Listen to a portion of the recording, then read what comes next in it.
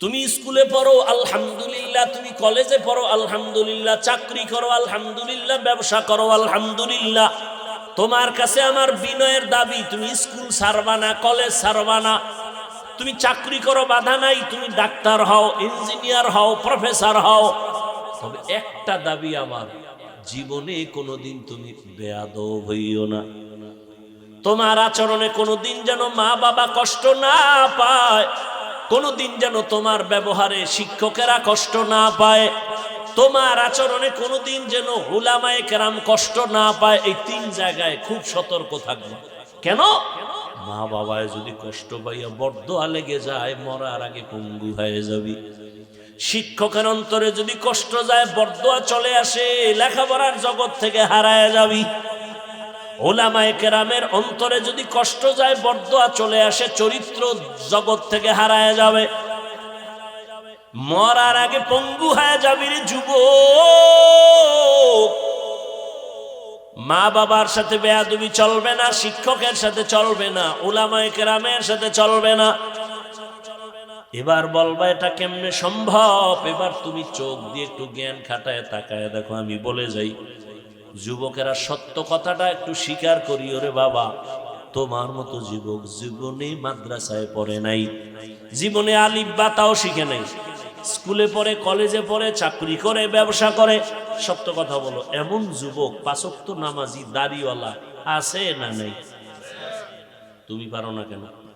অবশ্যই তোমার কপালে বড়দোয়া লাগছে, কারণ তোমার লাইনের যুবক স্কুলে পড়ে, নামাজ পড়ে নাই। বলো, তোমার বিবেক দিয়ে তুমি কেন পারবা না? তোমার মতো যুবক রাস্তায় গাড়ি চালায়, নামাজ ছাড়ে না, বলো তুমি কেন পারবা না? তোমার মতো যুবকরা এবার পুলিশ বিডিআরের চাকরি করে, ডাক্তার, প্রফেসর, ইঞ্জিনিয়ার, পাঁচ ওয়াক্ত নামাজ পড়ে, ব্যবসা করে, চাকরি করে, নামাজ ছাড়ে না। ময়দানে কৃষি কাজ করে, নদীর মধ্যে মাছ ধরে, নামাজ ছাড়ে না। বলো বাবা, তুমি কেন নামাজ পড়তে পারো না? তোমার মতো যুবক পাঁচ ওয়াক্ত নামাজ পড়ে, এখনো নগদ প্রমাণ চাও? নগদ? চট্টগ্রাম বিশ্ববিদ্যালয়ের বারান্দায় গিয়া দাঁড়ায় দেখো, ঢাকা কলেজে গিয়া দেখো, জাহাঙ্গীরনগরে গিয়া দেখো, এখন রানিং ক্লাস করতেছে, মাথায় পাগড়ি, বড় দাড়ি, বড় জামা, মনে হয় যেন বড় কোনো মসজিদের খতিব। এই যুবক, কোন মসজিদে জুমা পড়াও? আস্তাগফিরুল্লাহ, আমি তো আরবিই পারি না। তাহলে তোমার এই হালাত কেন? একমাত্র কারণ আমার মা বাবার দোয়া আর উলামায়ে কেরামের নেক নজর লাগছে। এমনি ক্লাস করো? হ্যাঁ, আমি কলেজে ক্লাস করি, টুপি ফালাই না, দাড়ি ফালাই না, নামাজ সারি না, পাগড়িও খুলি না। শিক্ষকেরা কিছু কয় না? কয় তো। সবাই বলে এই ছেলেটার মতো ভালো সন্তান নাই। ক্লাসে কি মাইয়ারা নাই? আছে। ডিস্টার্ব করে না? কয় কিসের ডিস্টার্ব? ছেলেরা বন্ধু হয়ে মাঝে মাঝে বলে চল একটু আড্ডা দিতে যাব। আল্লাহর কুদরত, মেয়েরা আমার পক্ষ হইয়া দাঁড়ায়, কয় আল্লাহর পথে আছে, সাইরা দে, ওরে ডিস্টার্ব করিস না। আমি বানায় বলতেছি, এবার তোমার কপালে থাবড়াও। তোমার কপালে তো খারাপ, কেন এই অভিশপ্ত কপাল লয়ে দুনিয়াতে আসছো কেন? তোমার কপালে কার বরদোয়া লাগছে বলো? কেন তুমি নামাজ পড়ো না ঠিক মতো? রাসূলের হাদিস কি তুমি শোনো নাই? বেঈমান আর মুমিনের ব্যবধান নামাজ। বেঈমান নামাজ পড়ে না, মুমিন নামাজ ছাড়ে না।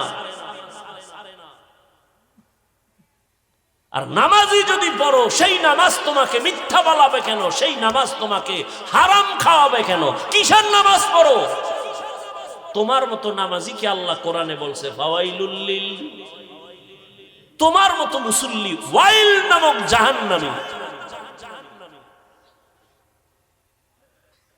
ইয়া আইয়ুহাল্লাযীনা আমানুত্তাকুল্লাহা হাক্কা তুকাতিহি ওয়া লা তামুতুন্না ইল্লা ওয়া আনতুম মুসলিমুন। আল্লাহর ভয় যাদের অন্তরে থাকবে, ওই বান্দা গুনাহ করবে না।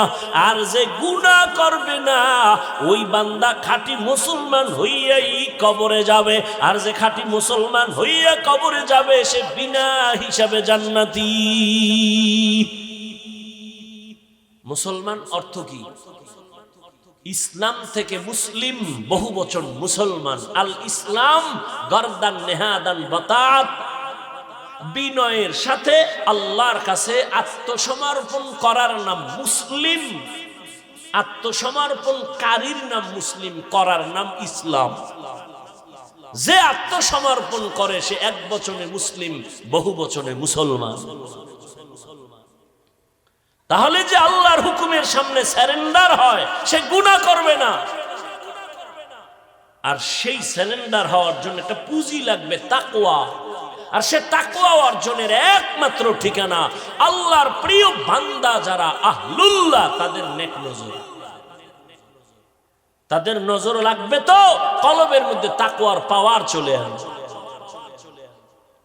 ও আমার কলিজার যুবক বাবারা, ও পর্দার আড়ালের আম্মা জানেরা, আপনাদের এই সন্তানদের যতটা কথা আমি বুঝাইলাম, আপনি মা যদি দোয়া না করেন কোনোদিন এগুলো কাজে লাগানো সম্ভব হবে না। কারণ এই দুনিয়ায় যত সন্তান ভালো হয়ে আসছে সব হলো মায়ের অবদান। এ কারণেই তো মায়ের সম্মান অনেক বেশি। এরে পর্দার আড়ালের আম্মা জান, আপনারা নবী না, নবীদের মা সাহাবায়ে কেরামদের মায়ের মতো দামি। আপনারা তো খাদিজা রাদিয়াল্লাহু আনহার মতো দামি, ফাতেমা রাদিয়াল্লাহু আনহার মতো দামি, আয়েশা রাদিয়াল্লাহু আনহার মতো দামি। এরে আম্মা জান, এই এলাকায় আপনাদের মতো কত মা এখনো আছে বেপরদায় চলে না, মোবাইলে সময় নষ্ট করে না, নামাজ ছাড়ে না। আপনার মতো কত মা আছে স্বামীর মাল নষ্ট করে না। আপনারা কেন পারবেন না? এখনো সময় আছে, তওবা করেন। আল্লাহ সন্তান দান করছেন, আদর্শ ডাক্তার বানায় যান, আদর্শ ইঞ্জিনিয়ার বানাবে, আদর্শ প্রফেসর বানাবেন। বেয়াদব যেন না হয়। সন্তানের ব্যবহারে মা বাবা, শিক্ষক, আলেম ওলামারা যেন কষ্ট না পায়। তাহলে দুনিয়াতে মরার আগেই তার ধ্বংস চলে আসবে। এরে আম্মা জানেরা, এখনো সময় আছে, তওবা করে নেন। বেপরদায় চলবেন না, আর স্বামীর মাল খেয়ানত করবেন না, মোবাইলে সময় নষ্ট করবেন না। এ দুনিয়ায় মায়ের চোখের পানি আর দোয়া থাকলেই সন্তান ভালো হয়ে যাবে।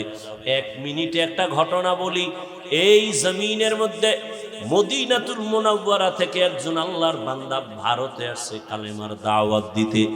ঘুরা ঘুরা দাওয়াত দিতে দিতে লক্ষ লক্ষ বিধর্মী তার হাতে মুসলমান হয়ে গেছে।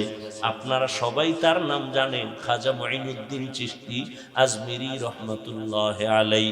মায়ের সামনে একদিন আনন্দ করে। মা বলে, এই মুঈনুদ্দিন এত খুশি কেন?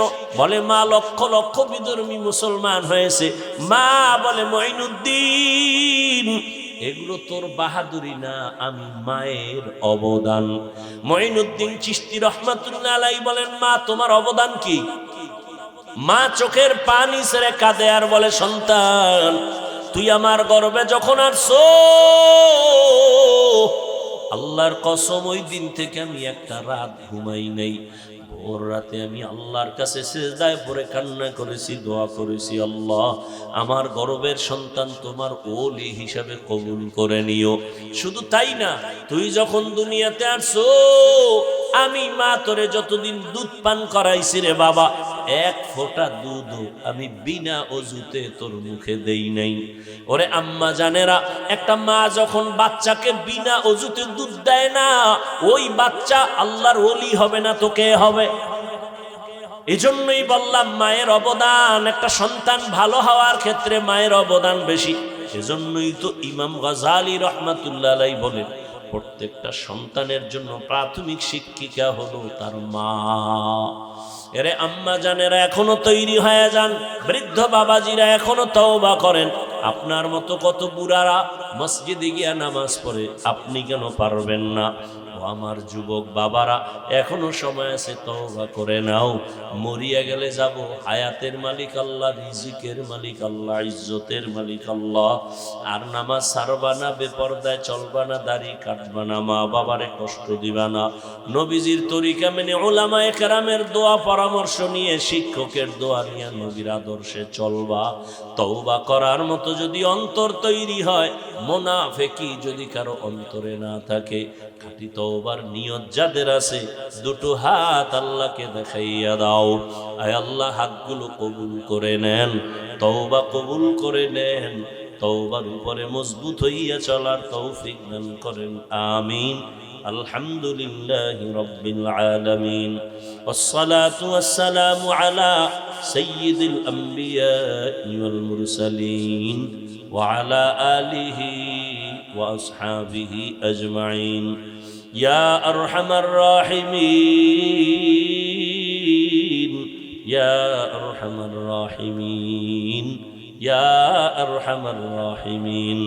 রব্বিরহামহুমা কামা রাব্বায়ানি সগীরা। আল্লাহুম্মা ইন্নাকা আফু। এখানে যারা বসছেন আপনারা মুসলমান না? আমিও? আপনার আল্লাহ আমার আল্লাহ দুই না এক? নবী, কাবা, ধর্ম, কালেমা, কোরআন, হাদিস। দুনিয়াতে আসছি কি লঙ্গি পরে? সিস্টেমও বিদায়বেলা কাফন পুরুষের 3, মহিলার 5, সংখ্যাও নামগো হুজুরকে একটা বেশি। আপনাদের সাতকানিয়াওয়ালার 7টা, কাফনের কালারও শুধু তাবলিগওয়ালাদের কালার আলাদা। হ্যাঁ, তো কালার লইয়াও তো কিলাকিলি করেন আপনারা, কি চলে না? কালার লইয়া কিলাকিলি, কেমন মাথা নষ্ট। মরণকালে কালারও হবে এক, কবরের সাইজও হবে এক। সাতকানিয়াওয়ালাদের মানুষের কবর বুঝি 1 হাত বড় হবে।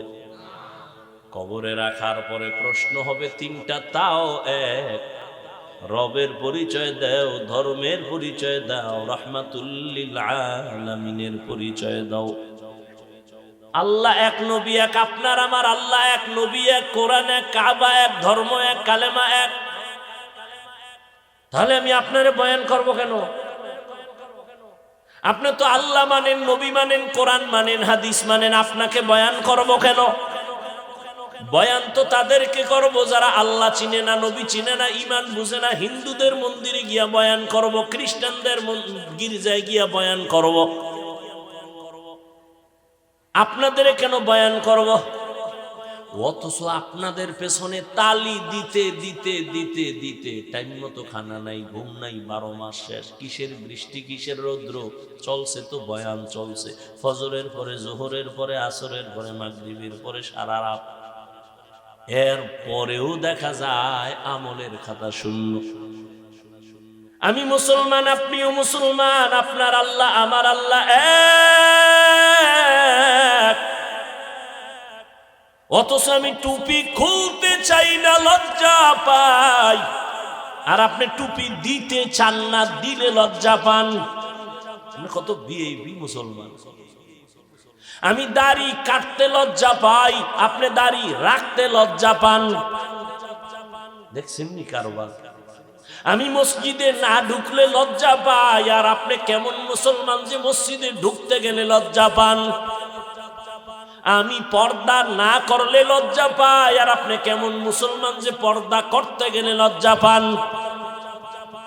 আমি হারাম দেখলেও ভয় পাই, ধরতেও ভয় পাই, আর আপনি হারাম দিয়া জীবন চালান। সন্তানের খানা হারাম টাকায়, স্ত্রীর খানা হারাম টাকায়।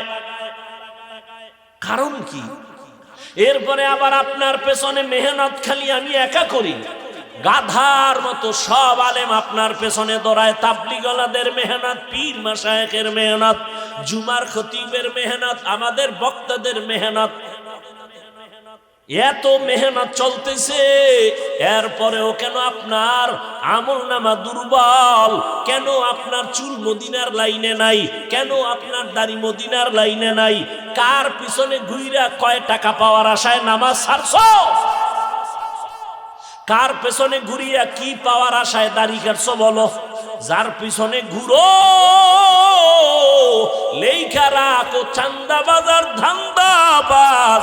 স্বার্থে যদি আঘাত লাগে তোর দল থেকে নাম কাটবে না, লেখা রাখ তোর কল্লা কেটে দিবে। এই কল্লা কাটা লোকের পিছনে ঘুরিয়া নামাজ ছাইরা দিছো আর মাস্তানি করো। আল্লাহ হেদায়েত দান করুন। ও যুবক, কই একদল কান্দে, কেউ পেরেশানি ছাড়া বাংলাদেশে এখন কেউ নাই। তবে আল্লাহর মোহাব্বত নিয়ে, নবীর আদর্শ নিয়ে এখনো যারা আছে, উলামায়ে কেরাম আগেও যেমন এখনো তেমন, এদের কোনো পেরেশানি নাই। এরা দুনিয়ায়ও বাদশাহ, পরকালেও বাদশাহ। এলমে রা'এজাজো করদন বেহিসাব, খলকে রাদাদন জওবে বাসওয়াব, হকনা দারদ দোস্তে খলকা জারেরা, নিস্তে ই খসলত একে দিনদারেরা। ও আল্লাহর বান্দারা, কত বুদ্ধি লইয়া চলো রে যুবক। তোমার এই বুদ্ধি নিয়ে চলার দ্বারা কি লাভ হলো? মহামারী করোনায় যুবকের লাশ, ছাত্রদের আন্দোলনে যুবকের লাশ, ঘরের বিছানায় যুবকের লাশ, গাড়ির নিচে যুবকের লাশ, পানির নিচে যুবকের লাশ। এত মারাত্মক করোনা, পৃথিবী পর্যন্ত কেউ এই ভুক্তভোগী নাই এমন কেউ নাই। স্কুল বন্ধ, কলেজ বন্ধ, চাকরি বন্ধ, ব্যবসা বন্ধ, ফ্যাক্টরি বন্ধ, গাড়ি বন্ধ, সব বন্ধ। কিন্তু ভুইলা যাস না রে যুবক, এই জমিনে এত ক্ষতি হয়ে গেল, কিন্তু একটা মাদ্রাসা বন্ধ হয় নাই। ট্রিপল মাস্ক লাগায়া বসে রয়েছে কুলাঙ্গা, মরবে না। কয় মাস্ক? Triple mask. বাবারে ধরছে করোনায়, এমন কুলাঙ্গার বাবার লাশের কাছে যায় না, করোনা মরবে না, মাস্ক লাগায় দূরে আছে। এলাকার গরিব লোকের টাকা দিয়া কয় লাশটা বাইরে ফালায় দে। গরিব লোকেরা লাশটা টেনে টেনে রাস্তায় ফেলে দিল। ইতিহাস ভুলিস না যুবক, বেয়াদবি ক্ষমা চাই। আবার যদি বলো নিচে আইসা পাও ধরলে ক্ষমা, বল নিচে আসি। ও আমার কলিজার যুবক, ইতিহাস ভুলে যাইও না। ওই করোনার সময় এদেশের টুপিওয়ালা আলেমরা শত শত করোনার লাশ কাঁধে নিয়ে গোসল করাইয়া, কাফন পরাইয়া, জানাজা পরাইয়া কবরে রাখছেন। একজন হুজুরেও করোনাই মরে নাই। এরপরও তোর কপালে ঠাডা পড়ছে, তোর চোখে খালি হুজুরি খারাপ। আসলে তোর কপালে কোনো বড়দের বরদোয়া লাগছে। এই জন্য আমি তো ভয় পাই। সারা বাংলাদেশে বলি, বরদোয়া যারা নিয়ে চলে, ওরা চাকার তলে মাথা ঢুকে যাবে, টেরই পাবে। কখন যে হঠাৎ করে পড়ে যাবে আর শরীরের এক অংশ অবশ হয়ে যাবে। অভিশপ্ত সন্তান ছাড়া আলেমের বিরুদ্ধে কোনোদিন কথা বলতে পারে না। ওর উপরে আল্লাহর লানত, ওর উপরে মা বাবার অভিশাপ। মা বাবার অভিশাপ না থাকলে কোন সন্তান আলেমের পিছনে লাগে না। আল্লাহ হেদায়েত দান করুন। লিকুল্লি শাইইন জিনাতুন ফিল ওয়ারা ওয়া জিনাতুল মারই তামামুল আদাবি। রাগ করতেছেন আপনারা? আল্লাহ সবাইকে কবুল করুন। জিন্দেগি মে বন্দেগি তো করনা হে, जिंदगी में बंदगी तू करना है, जिंदगी बे बंदगी शर्मिंदा है, जिंदगी बे बंदगी शर्मिंदा है। यहाँ हम सब मुसाफिर दिल ना लगा, अहले दिल की नजर से रूह करता जा, दौलत सब फकीर घर नेक नेहे शाह दौलत सब फकीर घर नेक नेहे जिंदगी में बंदगी तू करना है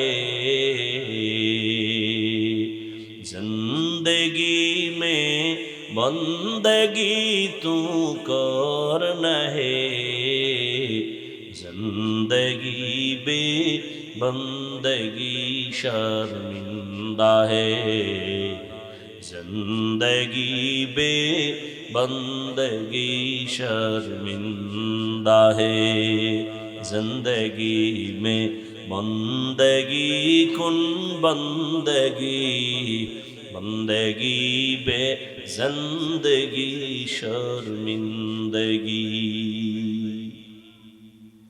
भाईरा आमार रहमतेर नबी बोलेन हाशरेर मयदाने दायित्वेर कारणे जवाबदिहितार काठगड़ाয় दाঁড়াতে হবে। কিয়ামতের ময়দানে হাত কথা বলবে, ঠোঁট কথা বলবে, পা কথা বলবে। ও দয়ার মালিক, এই হাতের দ্বারা ভালো কাজ করবে, মানুষের কল্যাণে করে নাই। চোখ আল্লাহর সামনে বলবেন, হে আল্লাহ, এই চক্ষু তুমি যা দেখার জন্য বলেছো তা দেখে নাই। চোখ দিয়া মা দেখবে সওয়াব, বাবা দেখবে সওয়াব। চক্ষু দিয়া বাইতুল্লাহ তাকায় দেখবে সওয়াব। এই চোখ দিয়া মা বাবার চেহারা দেখবে, আলেম দেখান তাকায় দেখবে সওয়াব। কিন্তু না, তোমার এই গোলাম এই চোখ দিয়া মা দেখে নাই, বাবাকে মোহাব্বতের নজরে দেখে নাই, বাইতুল্লাহ দেখে নাই, কোরআন দিয়া তাকায় দেখে নাই, বরং সারা রাত দরওয়াজা জানালা বন্ধ করিয়া মোবাইলটা সামনে নিয়ে সারাটা রাত কবিরা গুনাহ দেখে দেখে রাত কাটিয়েছে। চোখের জেনা, কানের জেনা, জবানের জেনা, অন্তরের জেনা করে করে এই মোবাইল দিয়ে সারা রাত কাটিয়েছে। আল্লাহর আদালতে চোখ কথা বলবে। এজন্য রহমতের নবী বলেন, দায়িত্বশীল, তোমার দায়িত্ব পালন করো। ও মা বাবা, সন্তানের দায়িত্বশীল আপনি। আল্লাহ কোরআনের এক আয়াতে বলেন, ইয়া আইয়ুহাল্লাযীনা আমানু কু আনফুসাকুম ওয়া আহলিকুম নারা ওয়াকুদুহান নাসু ওয়াল হিজারা আলাইহা মালাইকাতুন গিলাযুন শিদাদুন লা ইয়াসুনাল্লাহা মা আমারাহুম ওয়া ইয়াফআলুনা মা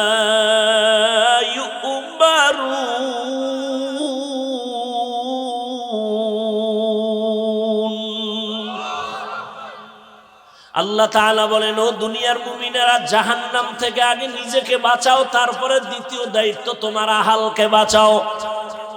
মা বাবা, জাহান্নাম থেকে আগে নিজেকে বাঁচাও, তোমার আহাল সন্তানকেও বাঁচাও। স্বামী, তুমি নিজেকে জাহান্নাম থেকে বাঁচাও, এরপরের দায়িত্ব তোমার আহাল স্ত্রীকেও বাঁচাও। শিক্ষক, জাহান্নাম থেকে আগে নিজেকে বাঁচাও, দ্বিতীয় দায়িত্ব তোমার আহাল ছাত্রদেরও বাঁচাও। মসজিদের ইমাম ও খতিব, জাহান্নাম থেকে আগে নিজেকে বাঁচাও, দ্বিতীয় দায়িত্ব তোমার আহাল মুসল্লিদেরকেও জাহান্নাম থেকে বাঁচাও। ওয়ার্ডের মিম্বার, জাহান্নাম থেকে নিজেকে আগে বাঁচাও, ওয়ার্ডের মানুষকেও বাঁচাও। চেয়ারম্যান, জাহান্নাম থেকে আগে নিজেকে বাঁচাও, এরপরে তোমার আহাল ইউনিয়নবাসীকেও বাঁচাও। সরকার, নিজে জাহান্নাম থেকে বাঁচাও, এরপরে দেশবাসী তোমার আহাল তাদেরকেও বাঁচাও। ওলামায়ে কেরাম, নিজেকে আগে জাহান্নাম থেকে বাঁচাও, গোটা উম্মত তোমার আহাল, উম্মতেরও জাহান্নাম থেকে বাঁচাও।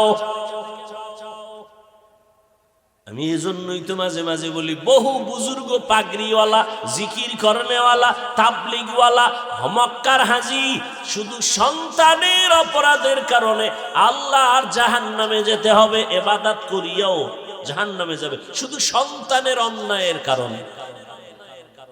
কারণ সন্তানকে জীবনে নামাজের দাওয়াত দেয় নাই, পর্দার কথা বলে নাই, হালালের কথা বলে নাই। ও ভাই, তোমাকে কে মাথার মধ্যে উল্টা পাল্টা বুদ্ধি দিয়েছে?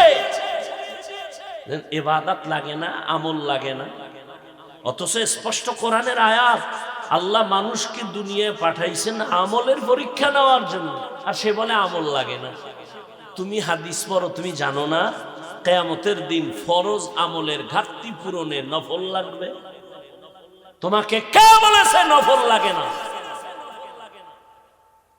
রাসূলের সহিহ হাদিস, কিয়ামতের দিন ফরজ আমলের ঘাটতি হবে সবার, সেই ফরজ আমলের ঘাটতি পূরণ হবে নফল দিয়ে।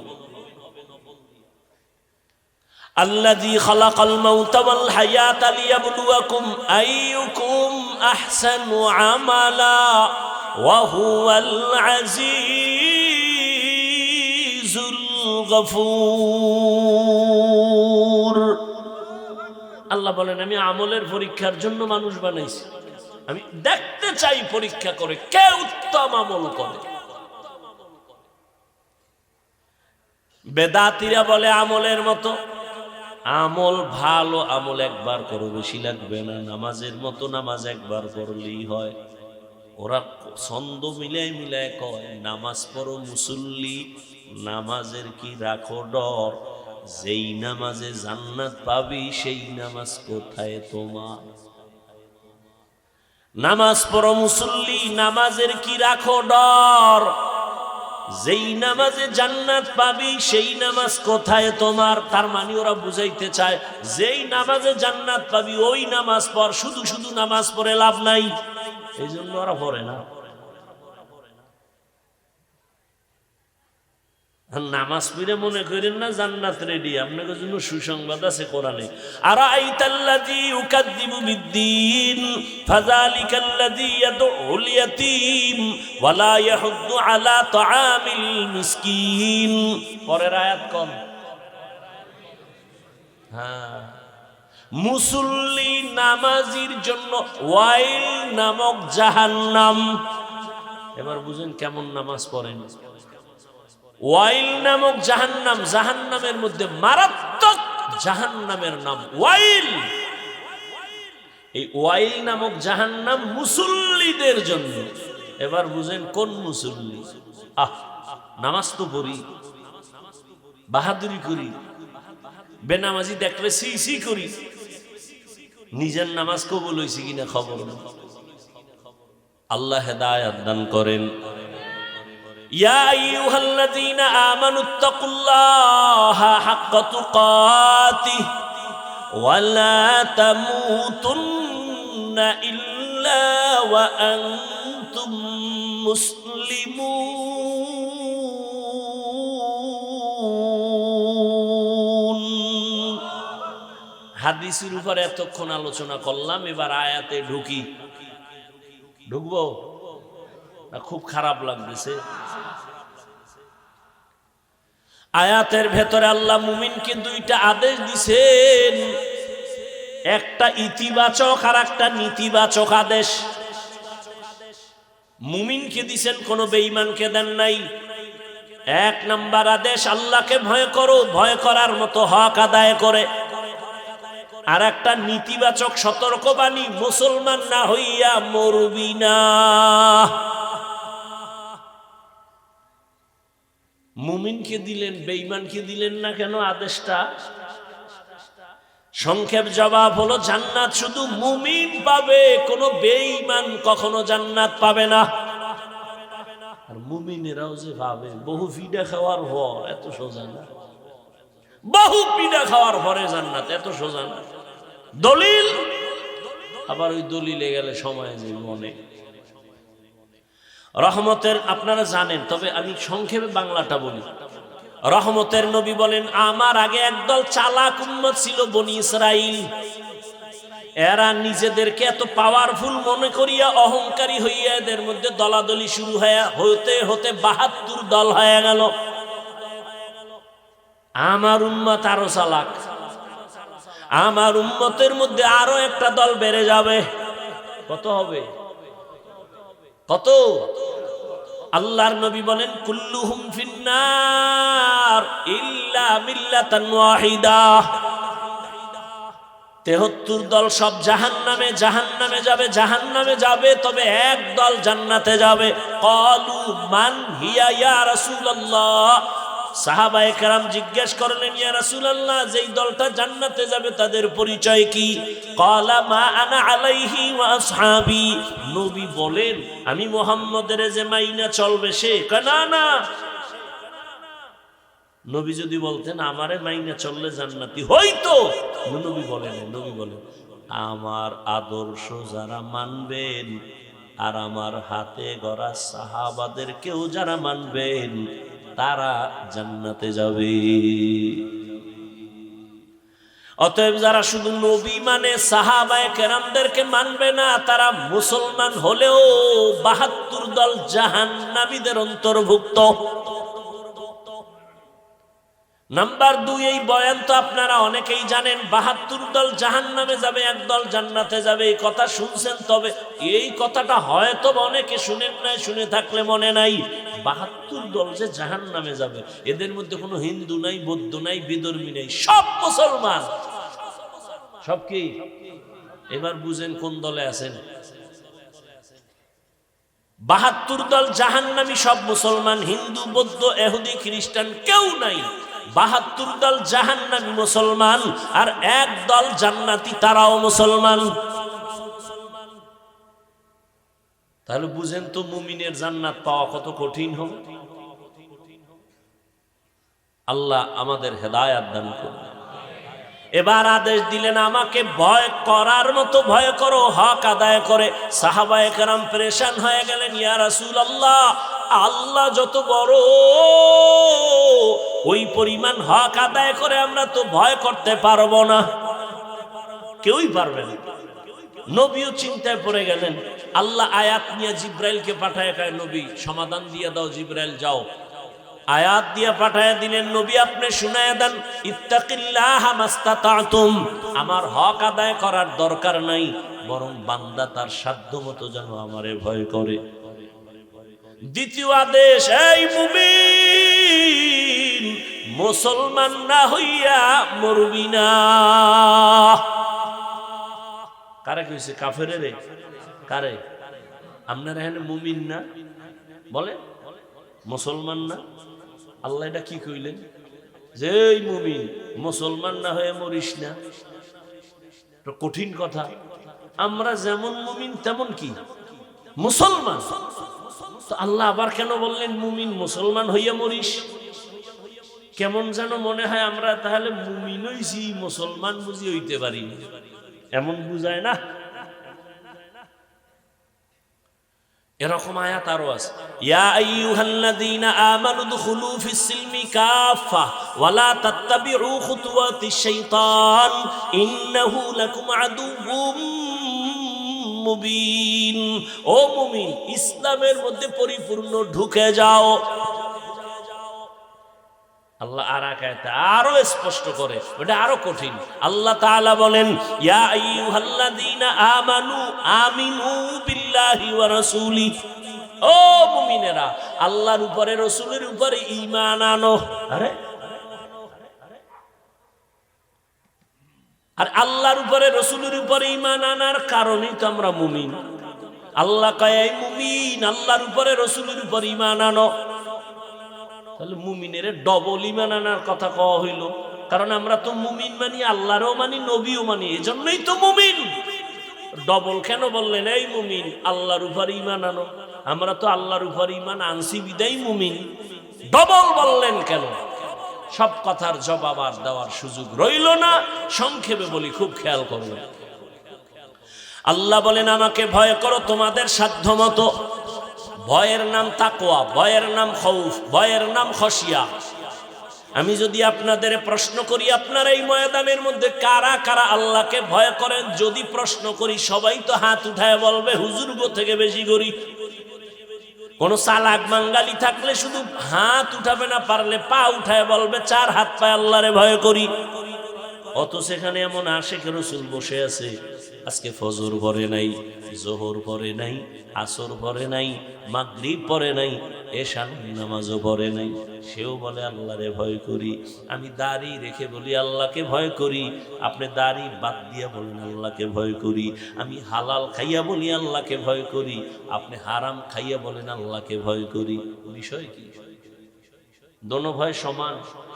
আসলে আপনি ভয় করেন, ভয় কি জিনিস বুঝেনি না। একজনের সাপ ভয় পায়, কেমন প্রমাণ?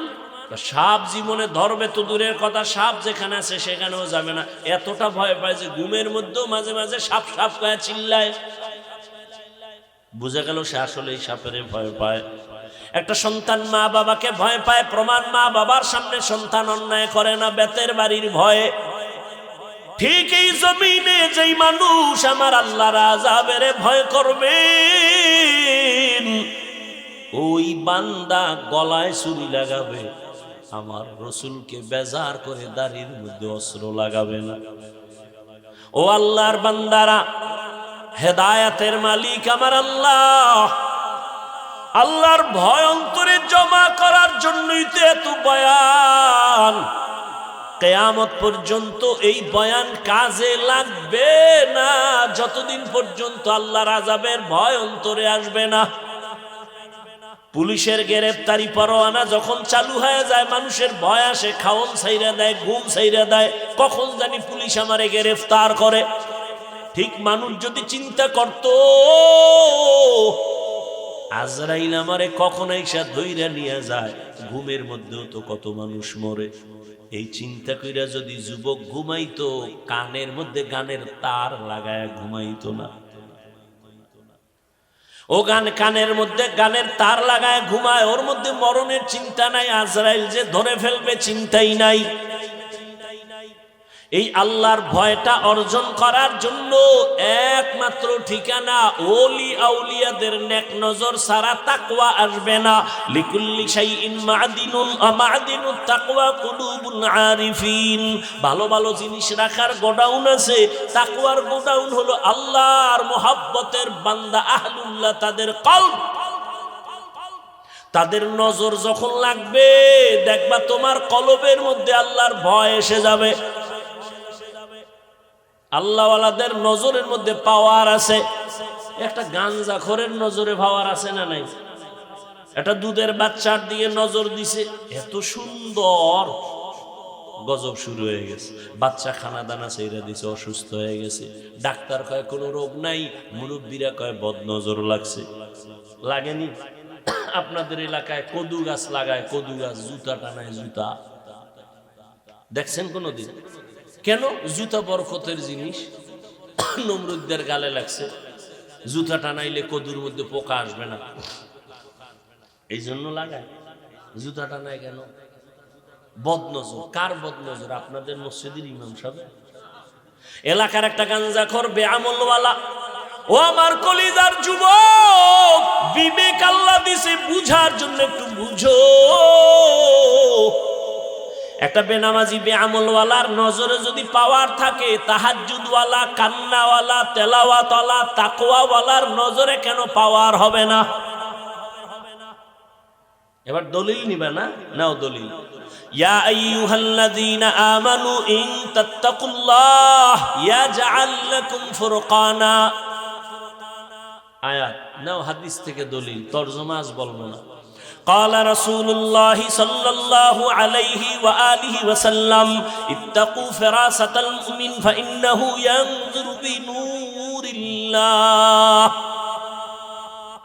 আল্লাহওয়ালাদের আল্লাহ স্পেশাল পাওয়ার দান করেন, এটা সবাইরে দেয় না, বেনামাজিরে দেয় না, সুদখোরকে দেয় না, হারামখোরকে দেয় না, একমাত্র তাকওয়াওয়ালাকে দেন। ওই পাওয়ারের নাম কোরআনের ভাষায় ফুরকান, ওই পাওয়ারটাকেই হাদিসে বলে ফেরাসাত। মা মা'নাল ফুরকান হুয়া নূরুম মিন ইলাহি। এরে আমার কলিজার যুবক, আল্লাহর ভয় যখন অন্তরে চলে আসবে, বুঝ যখন ঠিক হয়ে যাবে, তখন তুমি স্কুলে পড়ার পরেও দেখবা নামাজ ছাড়তে ভাল লাগে না। কেন? আল্লাহর ভয় ঢুকে গেছে। আল্লাহর ভয় যখন অন্তরে ঢুকবে, ম্যাজিস্ট্রেটের চেয়ারে বৈশাও সে তেলাওয়াত করবে। আল্লাহর ভয় যখন অন্তরে আসবে, ওই বান্দা তখন র্যাবের চাকরি করলেও সুদের টাকা খাবে না। এমন নাই? আমি বানায় বলতেছি। ও আমার কলিজার যুবক, ওই